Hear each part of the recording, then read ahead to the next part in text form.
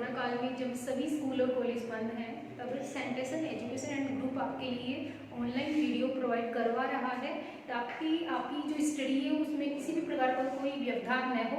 कल हमने घड़ी का समय लेखना टॉपिक पढ़ा था कि घड़ी की सहायता से अंकों में दिया हुआ जो समय होता है उसको किस प्रकार से हम शब्दों में लिखते हैं वो हमने देखा था।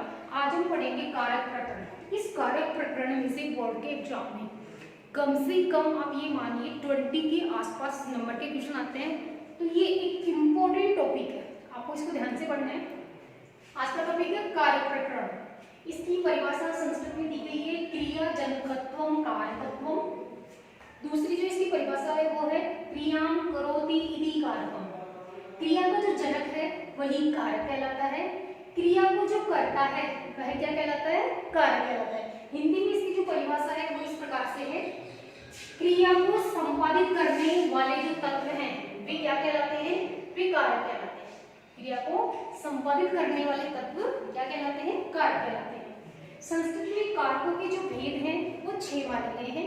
वो इस प्रकार से है, कर्ता कारक जिसमें प्रथमा विभक्ति होती है, कर्ण कारक जिसमें द्वितीया होती है, करण में तृतीय विभक्ति होती है, संप्रदान में चतुर्थी विभक्ति होती है, अपादान में पंचमी होती है और अधिकरण में सप्तमी विभक्ति होती है।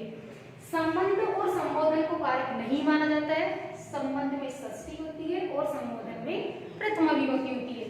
अब ये जो संबोधन होता है वो केवल कर्ता को संबोधित करने के लिए काम में लिया जाता है, इस कारण से इसे कारक नहीं माना गया है। और संबंध को कारक इसलिए नहीं माना जाता क्योंकि जो संबंध कारक होता है उसका क्रिया के साथ सीधा अन्वय स्थापित नहीं होता है। इसके लिए हम एक एग्जांपल देख सकते हैं, यथा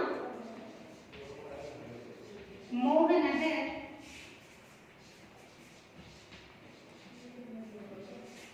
निर्धनस्य पुत्रं पश्यति। ये एक उदाहरण है, मोहन है निर्धनस्य पुत्रं पश्यति। मोहन निर्धन के अर्थात गरीब के पुत्र को देखता है।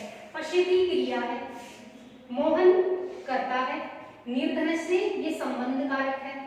अब ये जो संबंध कारक है क्रिया के साथ इसका सीधा संबंध नहीं है, यानी देखने की जो क्रिया है वो निर्धन की थोड़ी रहेगी कि मोहन निर्धन को देख रहे हैं, नहीं। तो क्रिया का संबंध के साथ सीधा अन्वय न होने के कारण इसे कारक नहीं माना गया है। मोहन किसे देख रहा है, निर्धन के पुत्र को देख रहे हैं, निर्धन को नहीं देख रहा है, इस कारण से संबंध को भी कारक नहीं माना। इसके पश्चात हम देखते हैं पहला जो कारक है कर्ता कारक।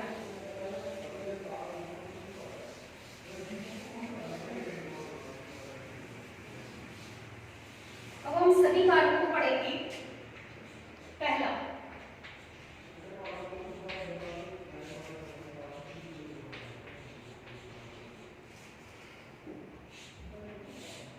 कर्ता कारक। कर्ता कारक में प्रथमा विभक्ति होती है। अब कर्ता कारक के अंतर्गत ये प्रथमा विभक्ति किस किस के अंतर्गत आएगी उसे हम टॉपिक वाइज पढ़ लेंगे। फर्स्ट पहला देखिए आप, कर्तरी प्रथमा। कर्तरी प्रथमा पहला जो सूत्र है इसका कर्ता कारक का, कर्तरी प्रथमा। कर्तरी इसमें सप्तमी का एक वचन ये विभक्ति है, तो कर्तरी का तात्पर्य हो गया कर्ता में क्या होगा, प्रथमा विभक्ति होगी। कर्तरी प्रथमा का तात्पर्य हो गया कर्ता में प्रथमा विभक्ति होगी। कर्ता जैसे राम है, श्याम है, मोहन है, चाहे वो पुल्लिंग के कर्ता हो, स्त्रीलिंग के कर्ता हो, जितने भी कर्ता है उन सभी के नामों में क्या हो जाएगा, प्रथमा विभक्ति हो जाएगी। यथा हम ये भी कह सकते हैं जैसे राम है, ये प्रथमा विभक्ति हो गई, लता है, इस प्रकार से। दूसरा सूत्र देखिए इसका,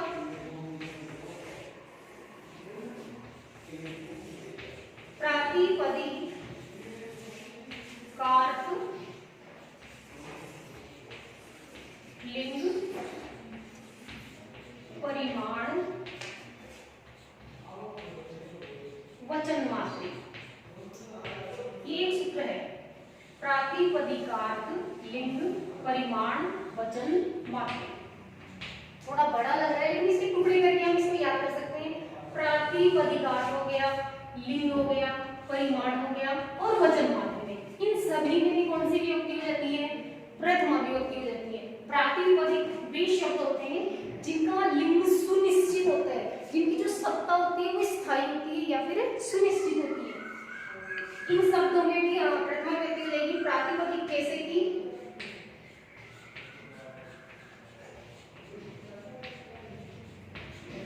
प्रातिपदिक आते जिनकी सत्ता सुनिश्चित हो या लिंग सुनिश्चित हो। यथा जैसे कृष्ण है, श्री, धनम,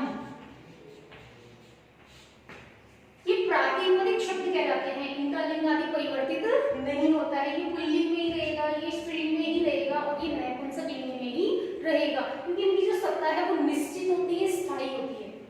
इसके पश्चात देखते हैं हम लिंग।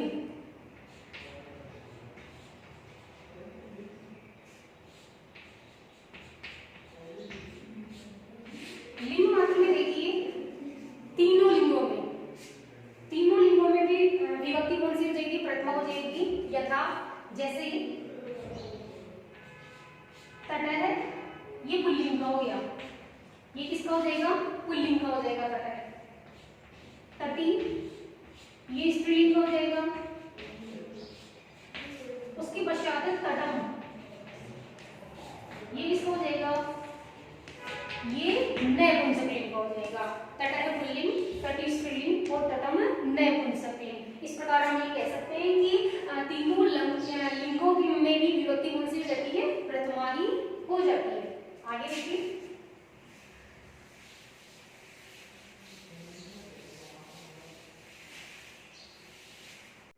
आगे देखिए परिमाण मात्रे। परिमाण का तात्पर्य होता है माप तौल से संबंधित शब्द जितने भी होंगे उन सभी में भी प्रथमा विभक्ति ही प्रयुक्त होगी। माप तौल से संबंधित शब्द जैसे कि द्रोणों, व्रीहि। द्रोणों व्रीहि का तात्पर्य होता है बाल्टी भर चावल। अन्य देखिए आड़गम, क्या बोलेंगे इसको? आड़गम। आड़गम का तात्पर्य होता है बाल्टी का चतुर्थांश। एक जो बाल्टी होती है उसका चतुर्थांश अर्थात उसका जो चौथा अंश, 1/4 जिसे कहते हैं। परिमाण के पश्चात आएगा वचन मात्रे।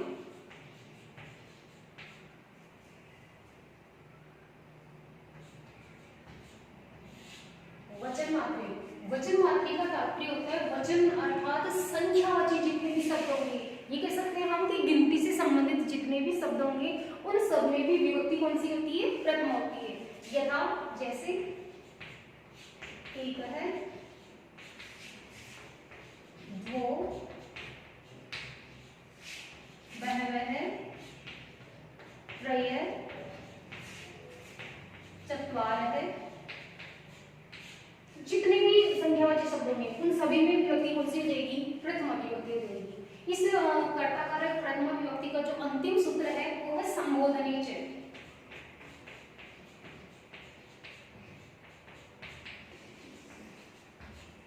संबोधनी च अर्थात और संबोधन में, यानी का मतलब हो गया कि यदि किसी का संबोधन आदि करना हो तो वहां पर भी हम कौन सी विभक्ति का प्रयोग करेंगे? प्रथमा विभक्ति का ही प्रयोग करेंगे। यथा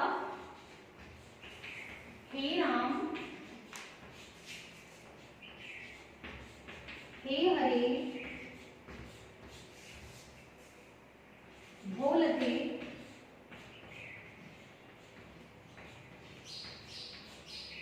हे राम, हे हरे, भो लते। तो यदि हमें किसी को संबोधित करना हो तो वहां पर भी हम प्रथमा विभक्ति का ही प्रयोग करेंगे। इस प्रकार से कर्ताकारक जो प्रथमा विभक्ति है वो कंप्लीट हो गई है। इसके बाद में हम पढ़ेंगे कर्म कारक द्वितीय विभक्ति।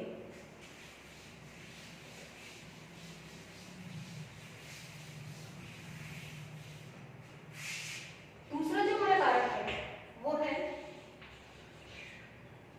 कर्म कारक। इस कर्म कारक में विभक्ति आएगी द्वितीय। कौन सी विभक्ति मिलेगी इसमें? द्वितीय विभक्ति मिलेगी। इसका जो पहला सूत्र है वो है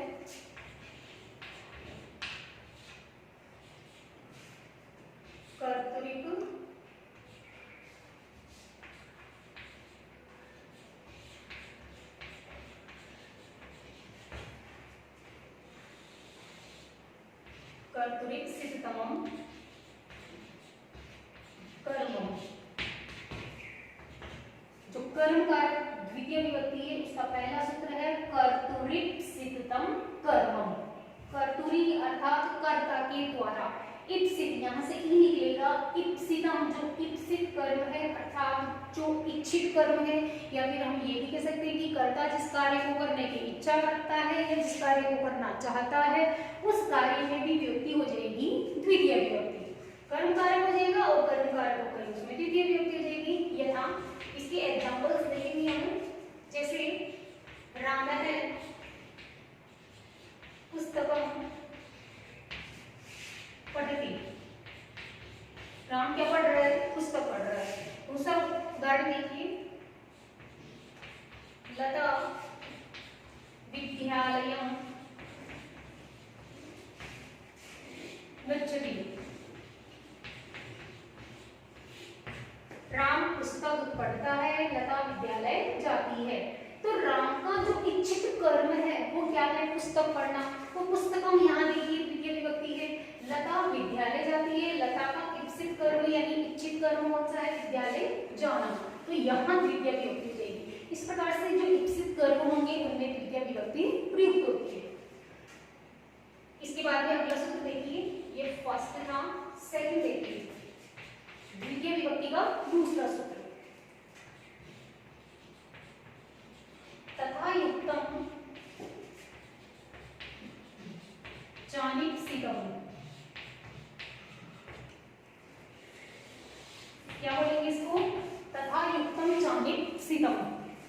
इसका तात्पर्य देखो, यहाँ तो इप्सित कर्म है, इप्सित कर्म का मतलब होता है इच्छित कर्म जिन्हें कर्ता करना चाहता है। यहाँ है अनिश्चित कर्म, ए और न, यहाँ से न निकलेगा अनुइप्सित। अनिश्चित का तात्पर्य होता है अनिच्छित कर्म यानी वे कार्य जिन्हें कर्ता करना नहीं चाहता है लेकिन हो जाता है। तो ऐसे जो अनिश्चित कर्म होंगे, अनिच्छित जो कर्म होंगे उनमें भी विभक्ति कौन सी आएगी, द्वितीय विभक्ति ही आएगी। जैसे उदाहरण देखिए इसका, यथा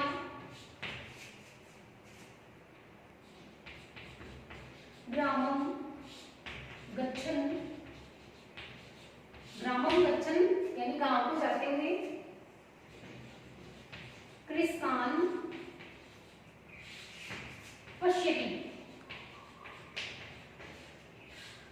ग्रामम गच्छन् कृषकान् पश्यति, गांव को जाते हुए किसानों को देखा। जो हम गांव गए घूमने के लिए या फिर अन्य किसी काम से, तो वहां पर हमने किसको देखा, किसानों को देखा। ठीक है, ये जाने की क्रिया हो गई। तो यहाँ विभक्ति देखिए आप द्वितीय विभक्ति है, हालांकि हम गांव गए थे, किसी कार्य से गए थे, लेकिन हमने वहां किसे देखा, किसानों को देखा। तो किसानों को देखना एक अनिश्चित क्रिया है, इप्सित क्रिया नहीं है। इप्सित का मतलब होता है इच्छित क्रिया, जैसे विद्यालय जाना इप्सित क्रिया थी, बच्चा विद्यालय जाना चाहता है, लेकिन यहाँ वो जा रहा है गाँव और देख रहा है किनको, किसानों को देख रहा है, तो ये अनिश्चित क्रिया हो गई। अन्य उदाहरण देख लीजिए, भ्रमणम पूर्वन्, भ्रमणम पूर्वन् चोरान् पश्यति, भ्रमणम पूर्वन् चोरान् पश्यति, भ्रमण करने के लिए गए थे हम, उद्देश्य यही था, कार्य भी यही था, लेकिन हमने किसको देखा, वहां हमने चोरों को देखा। हम चोर देखने के लिए थोड़ी ना गए थे, हम तो घूमने के लिए गए थे, जबकि हमने देखा किसको, हमने चोरों को देखा। तो चोरों को देखना एक अनिश्चित क्रिया है, अनिच्छित क्रिया है, तो वहां पर भी विभक्ति कौन सी हो जाएगी, द्वितीय विभक्ति हो जाएगी। इसके बाद में देखिए अगला,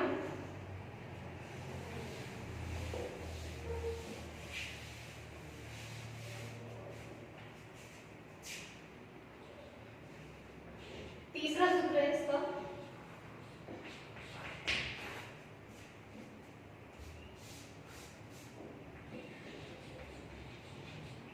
अभी निधि षष्ठ, अभिनिधि षष्ठ ये सूत्र है। इसमें देखो अभि उपसर्ग है, नि उपसर्ग है और विस क्या है, एक धातु है। दो उपसर्ग हो गए, एक अभि उपसर्ग हो गया, दूसरा उपसर्ग कौन सा हो गया, नि उपसर्ग हो गया। ये दो उपसर्ग हैं और इन दोनों उपसर्गों के साथ में यदि विस धातु आती है, विस का मतलब वैसे तो चाहना होता है, लेकिन यदि इन दोनों उपसर्गों के साथ में यदि लग जाती है तो इसका तात्पर्य हो जाता है अभिनिवेशति का तात्पर्य होता है प्रवेश करना। तो यदि इनके साथ में ये धातु लग जाएगी तो वहां पर भी हम विभक्ति कौन सी प्रयुक्त करेंगे, द्वितीय विभक्ति प्रयुक्त करेंगे। जैसे रामः विद्यालयम्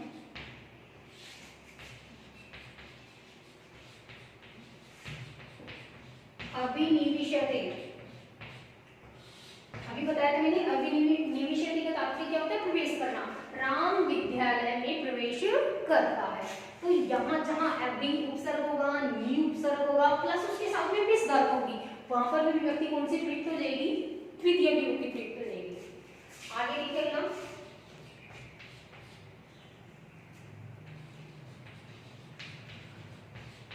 एकधिकम च, एकधिकम च, इसमें ये बताया गया है कि 16 कर्मक धातुएं होती हैं। ये जो 16 धातुएं होती है, हालांकि इनके जो उदाहरण वगैरह होते हैं उनमें देखने पर लगता है कि यहाँ जैसे अपादान आदि कारक अन्य कारक होना चाहिए, लेकिन इन 16 धातुओं में अन्य जो कारक होते हैं वो असिद्ध हो जाते हैं, अकथित हो जाते हैं। अकथित का तात्पर्य क्या हो गया, असिद्ध हो जाते हैं, यानी उनका वहां पर कोई उपयोग नहीं होगा। उनके स्थान पर कौन सा कारक काम में लिया जाएगा, कर्म कारक काम में लिया जाएगा। अब ये 16 धातुएं कौन कौन सी होती हैं वो देखिए आप।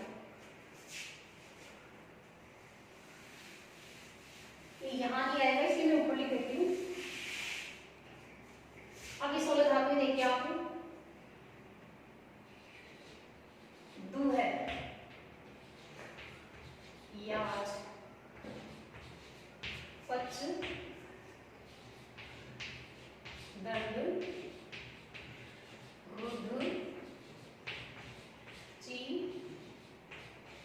जी, नी, है, वह, कर्ष, सांस, मुस, पृच्छ, मध। देखिए सुनो भैया,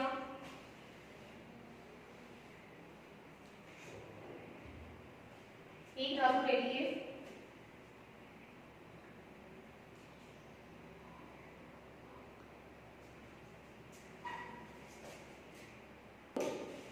कौन सी धातु रह गई, ब्रू। अब इनकी तात्पर्य भी देख लीजिए। दुह का तात्पर्य होता है दुहना, दुहना मतलब कि दूध निकालना। पच का तात्पर्य, यास का तात्पर्य होता है मांगना, किसी से किसी वस्तु की याचना करना, मांगना। पच का तात्पर्य होता है पकाना। दंड का तात्पर्य होता है दंडित करना, किसी को दंड देना। रुद्र का तात्पर्य होता है रोकना। ची का तात्पर्य होता है चयन करना या चुनना। जी का तात्पर्य होता है जीतना, विजय प्राप्त करना। नी का तात्पर्य होता है ले जाना। है का तात्पर्य होता है हरण करना। वह का तात्पर्य होता है वहन करना या ले जाना। कर्ष का तात्पर्य होता है खींचना, बलपूर्वक किसी वस्तु को अपनी ओर खींचना। सास का मतलब होता है बताना। मुस का मतलब होता है चुराना। पृच्छ का तात्पर्य होता है पूछना। मत का तात्पर्य होता है मथना, मथना दही आदि को मथा जाता है, घी निकाला जाता है उसमें से। ध्रुव का तात्पर्य होता है कहना या फिर बताना। तो एकथितम चे, अभी जो हमने सूत्र पढ़ा था उस एकथितम चे में ये 16 धातुएं आती हैं। इन 16 धातुओं में भी हम क्या करेंगे, द्वितीय विभक्ति ही प्रयुक्त करेंगे। अब इनके कुछ इंपॉर्टेंट जो उदाहरण है वो हम देख लेते हैं। यथा गांव, पय, लोग भी। गाम पये दोगी, गाय का दूध दुहती है। याद से देखिए, भिक्षुक है धनम याचते, भिक्षुक है धनम याचते। भिक्षुक किसकी याचना करता है? धन की याचना करता है। यहाँ द्वितीय विभक्ति है, यहाँ द्वितीय विभक्ति है।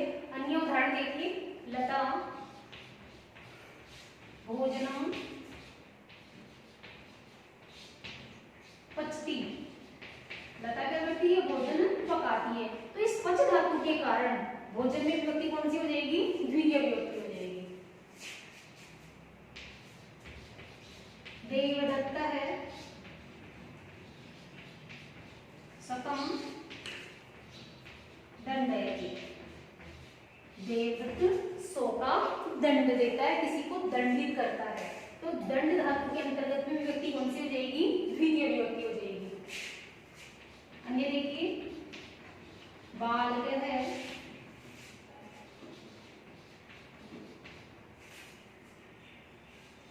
पुष्पम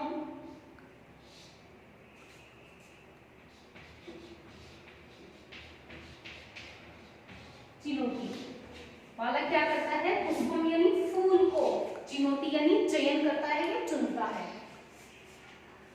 अन्य एग्जाम्पल देखेंगे हम, स्पेस कम है इसलिए मैं इसको इरेज कर देती हूं।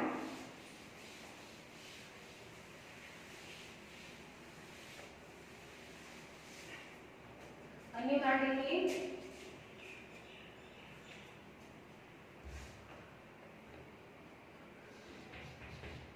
ग्रामम अजा नयति, गांव से क्या ले जाता है? बकरी ले जाता है। और यहाँ ध्यान दीजिए आप, ग्रामम अजान नयति, गांव से क्या ले जा रहा है? वो बकरी को लेकर के जा रहा है। हमने ये पढ़ा था ध्रुवम वायुपादानम, मतलब यदि किसी निश्चित स्थान से कोई वस्तु अलग होती है तो वहां पर हम क्या करते हैं? हम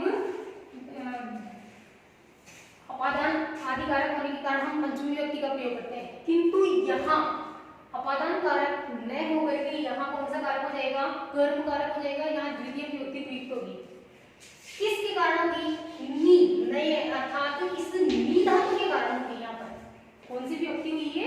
ग्रामम के अंदर द्वितीय विभक्ति हुई है। अन्य उदाहरण देखिए,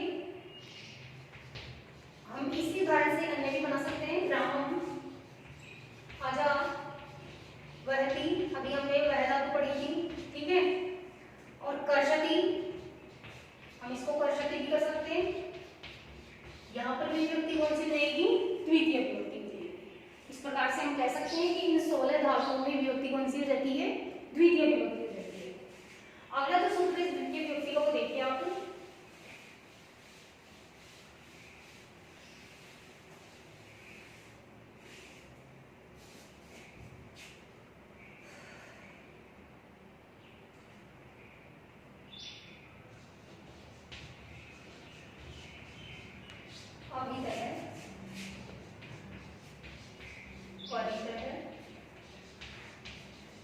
संज्ञा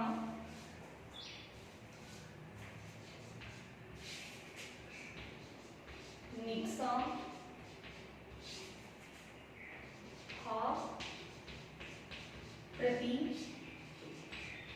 योगे, ये भी द्वितीय विभक्ति का एक सूत्र है। अभिधय परिधय संज्ञा निक्सा हा प्रति योगे च। अभिधय, इसके लिए एक उभयतर शब्द भी काम में लेते हैं और दोनों का तात्पर्य होता है दोनों ओर। उसके पश्चात आता है परिधय, इसके लिए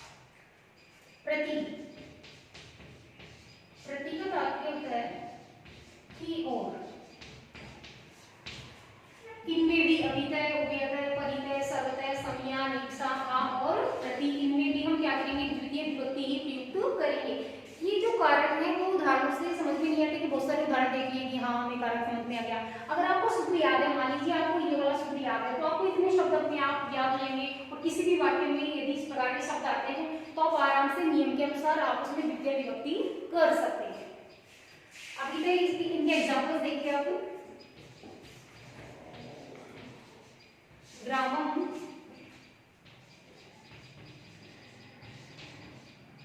अभितः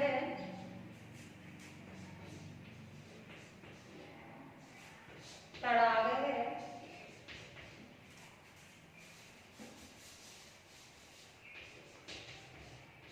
स्तः। ग्रामम अभितः तड़ागः स्तः। गांव के दोनों ओर क्या है? तड़ाग है। इस अभितः के स्थान पर हम उभयतः शब्द भी काम में ले सकते हैं। कौन सा शब्द? उभयतः है। हम ये वाला शब्द भी काम में ले सकते हैं।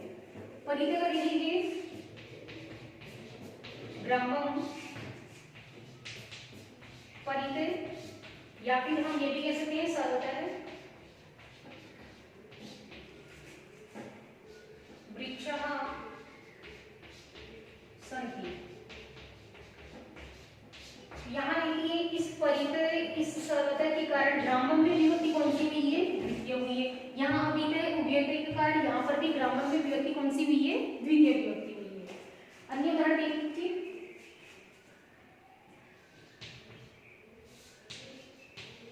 नगरम निक्सा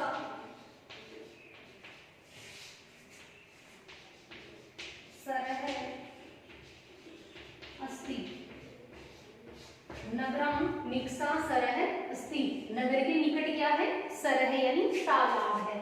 अभी निक्सा के कारण यहाँ देखिए नगरम में द्वितीय विभक्ति हुई है। तो ये सब नियमों के अनुसार होता है। यदि मान लीजिए जैसे एग्जाम में आता है, ये निक्सा शब्द दे दिया, यहाँ ब्लैंक दे दिया, बाहर यदि मान लीजिए नगरम भी है और उसके साथ में नगर से या नगरात वगैरह ऐसा कुछ भी दिया हुआ है, तो इजीली निक्सा को देख करके वहां हम नगरम ऑप्शन को सही कर देंगे। अन्य उदाहरण देखिए, हा, ये खेद सूचक होता है। जैसे हा दुष्टम, तो इस हा के कारण यहाँ दुष्टम में विभक्ति कौन सी हुई? द्वितीय विभक्ति होगी। अन्य उदाहरण देख लीजिए, हा दुर्जनम,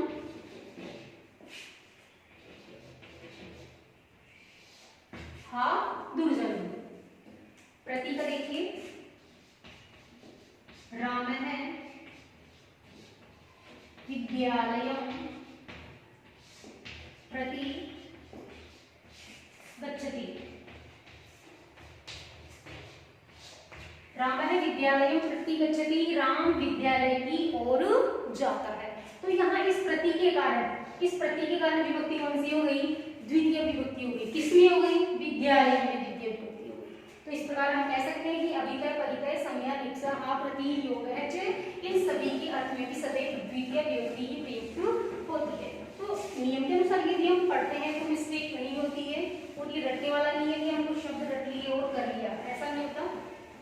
अगला सूत्र देखिए द्वितीय विभक्ति में,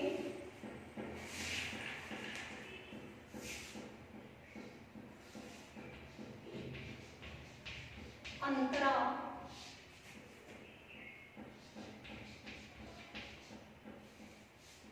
अंतरेण, अंतरा, अंतरेण। अंतरा, इसका अर्थ देख लीजिए पहले। अंतरा, अंतरा का तात्पर्य होता है बीच में, और अंतरेण, अंतरेण का तात्पर्य होता है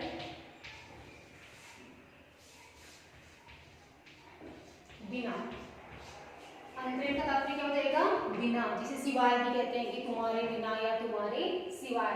तो अंतरेण और अंतरा, इन शब्दों के अंदर भी विभक्ति कौन सी हो जाएगी? द्वितीय विभक्ति हो जाएगी। उदाहरण देख लीजिए इसका, रामः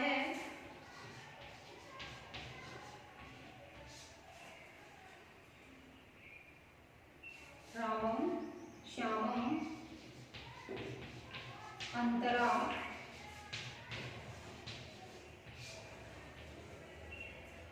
मोहनः तिष्ठति। रामम श्यामम अंतरा मोहनः तिष्ठति। राम और श्याम के बीच में कौन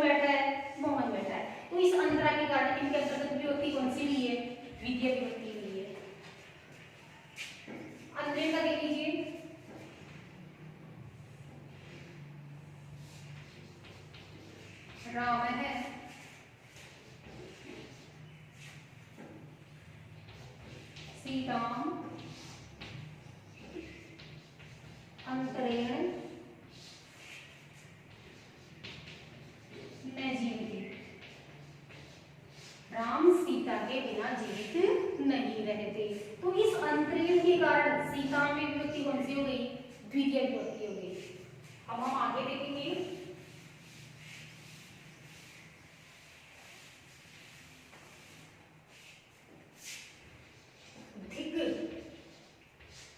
एक शब्द, इस दिग के अंतर्गत भी विभक्ति कौन सी होती है? द्वितीय विभक्ति होती है। जैसे उदाहरण देखिए, दुष्टम दिक्। दुष्ट को क्या है? दिक् का अर्थ है। तो इस दिक् के कारण दुष्टम में विभक्ति कौन सी हुई है? द्वितीय विभक्ति हुई है। ये कुछ शब्द जो शेष रहे थे वो सारे हम एक साथ में देख लेते हैं। अन्य देखिए आप, अनु। अनु जो उपसर्ग है उसमें भी विभक्ति कौन सी हो जाएगी? द्वितीय विभक्ति हो जाएगी। जैसे अनुसरणम, अनुसरण करना, संस्कृत में शब्द आता है इसके लिए अनुसरती। कौन सा शब्द काम में लेंगे इसके लिए? अनुसरती। अनुसरती का तात्पर्य होता है अनुसरण करना। जैसे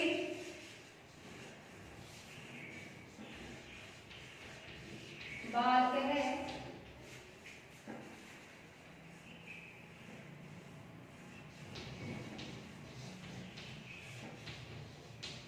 शिक्षकम् अनुसरति, या छात्र है शिक्षकम् अनुसरति। बालक किसका अनुसरण करता है? शिक्षक का अनुसरण करता है। तो इस अनुपसर्ग के कारण भी विभक्ति कौन सी हो जाएगी? ये इसके अंतर्गत द्वितीय विभक्ति हो जाएगी। या मोहन है अजाम अनुसरति। मोहन किसका अनुसरण कर रहा है? अजाम। अजाम अर्थात बकरी का अनुसरण कर रहा है। तो इस अनुसक्ति के कारण यहाँ पर विभक्ति कौन सी हो जाएगी? द्वितीय विभक्ति हो जाएगी। इसके पश्चात देखिए,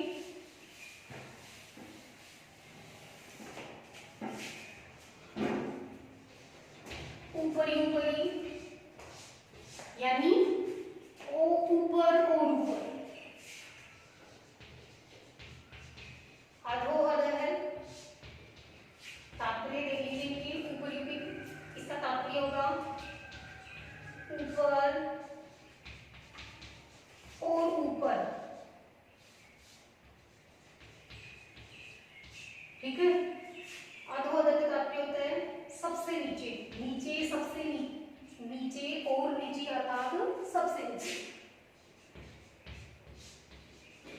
यहाँ पर भी कौन सी विभक्ति हो जाएगी? द्वितीय विभक्ति हो जाएगी।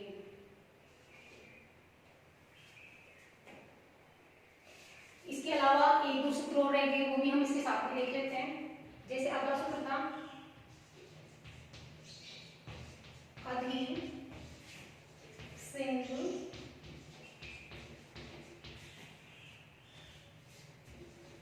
स्थासाम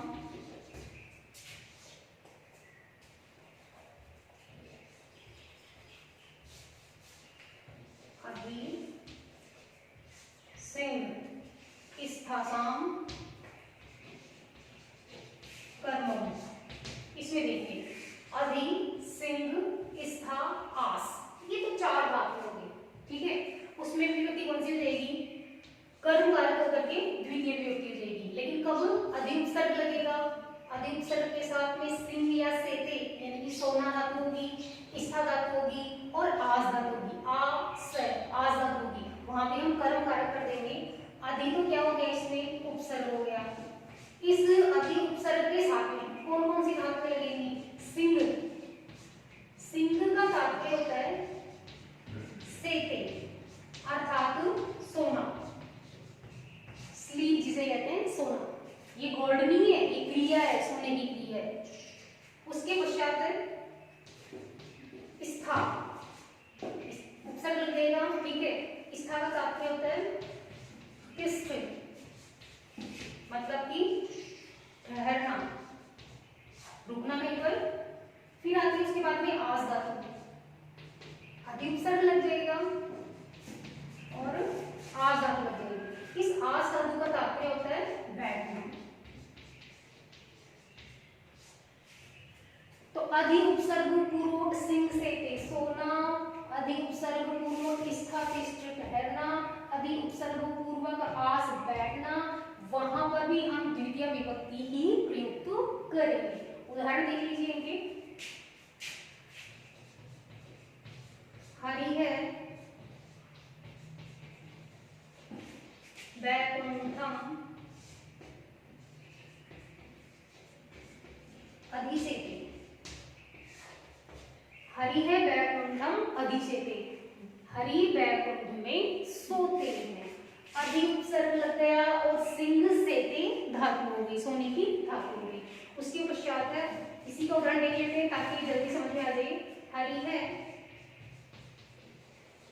वैकुंठम अधि तिष्ठति, हरि वैकुंठ में ठहरते हैं। इसी को लेकर हम यदि अन्य उदाहरण भी बनाएं तो इस प्रकार हो जाएगा। अध्यासते,